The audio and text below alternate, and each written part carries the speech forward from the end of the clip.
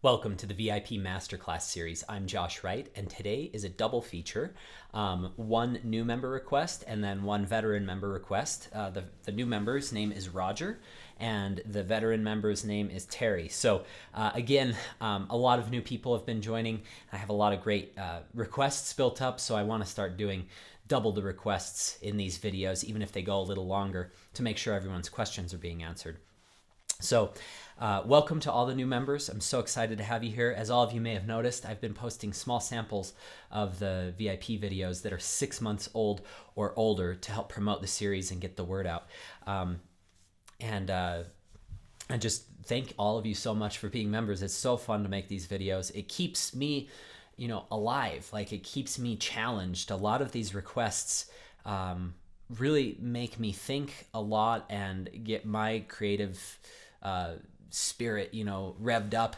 And I hope they're of value to each of you as I share things that I've learned throughout a lifetime of piano study with some of the world's best teachers, and as well as my own discoveries that I've figured out just by practicing all those hours over 25 years now. So anyway, Roger is a new member, and he says the following.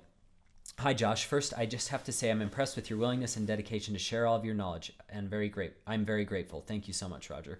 And he's from Sweden, he says. Someone has said it's harder to teach adult students because they question everything. Young people just do what they're told. I don't know if that's true. I think that's good to question things.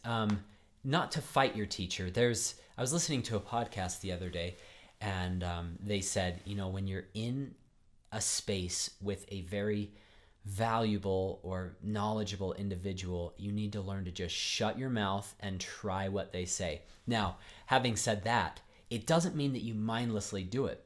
One of the greatest tragedies, I taught this absolutely brilliant girl. Oh my gosh.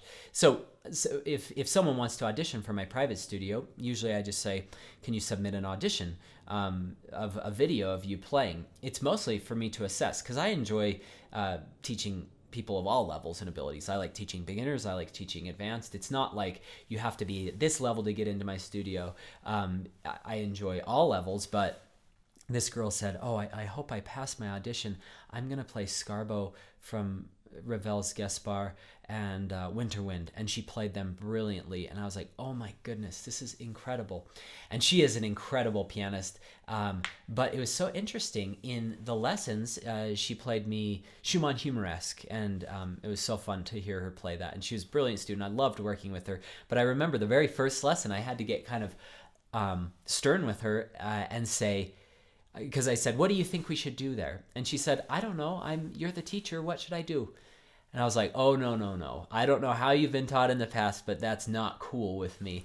You have to question how you want this to sound, because this is a manifestation of your personality, of your imagination. I want to be transported in a different way with Humoresque, with you playing it now, than I've heard someone else do it, like Radu Lupu or someone else. So just realize it's always good to question things. That was a long tangent. I apologize. Okay.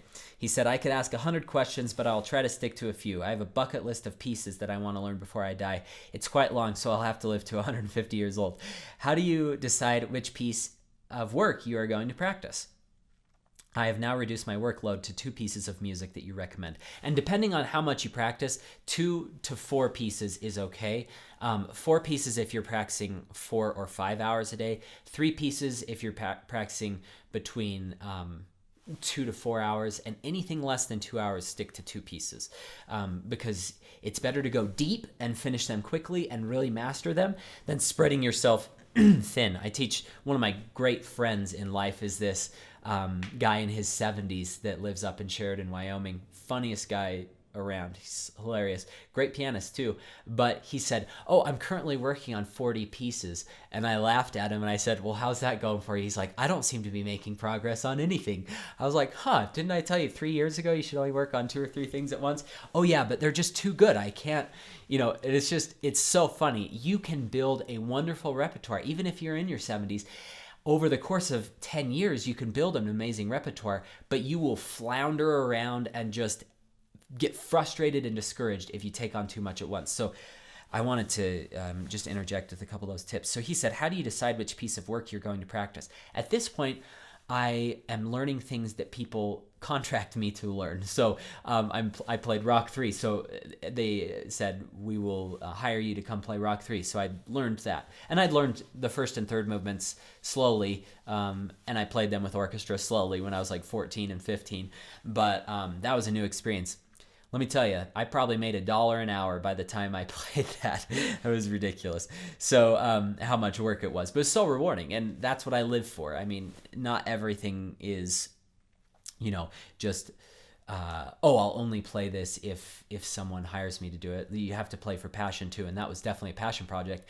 Right now I'm working on Beethoven Choral Fantasy, and I'm growing to love it, but I did not really like it at first. I'll be playing that in March, and then I'm playing with Great Falls Symphony, and then I'll be playing in September the Saint-Saëns Piano Concerto No. 2 in G minor, very famous piece, with the Salt Lake Symphony. So that's kind of how I'm picking right now, but my heart is yearning after the Chopin Concerto No. 1. So, and that sounds so cheesy, but like literally that piece is just calling to me right now. So every day or every few days, I'll just get that out and I'll work on a few sections. And I'm not fully committed yet because I'm, buried with these other concertos. But once these other concertos are done, I'll go a little more into that. I pick what I want to play. That's kind of the all there is to it, Roger.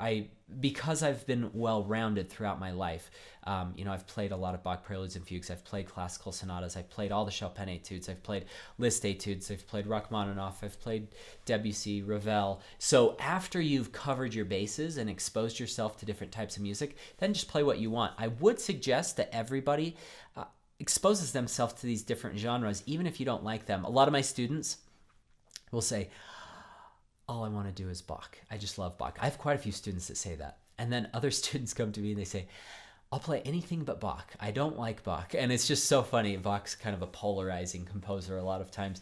But I think it's smart to expose yourself to different styles, because you will play Bach better if you play Chopin with so much soul and passion. And you'll play Mozart better if you play Bach well, and you'll play Rachmaninoff wonderfully if you've been experienced with Tchaikovsky and Chopin, and so forth, or Grieg. So any of these famous composers will have residual effects on each other even long after you've let the piece go. So choose what you want to play. Never play stuff unless it's like a very specific piece that you know is going to help you. Like, say that you want to do the double thirds etude by Chopin. That will help you with thirds. So I would highly recommend everybody learning that when they're ready for that, and when they can tackle it and are committed to tackling it, because it will just make you really good at thirds if you get good at it. Thank you so much for watching. I've listed 2 links in the description below. One of them is to download this full video that you've just watched the sample for. The other is to view the entire library of VIP MasterClass Series videos. I hope you've enjoyed this. Have a great week. Good luck in your practice sessions.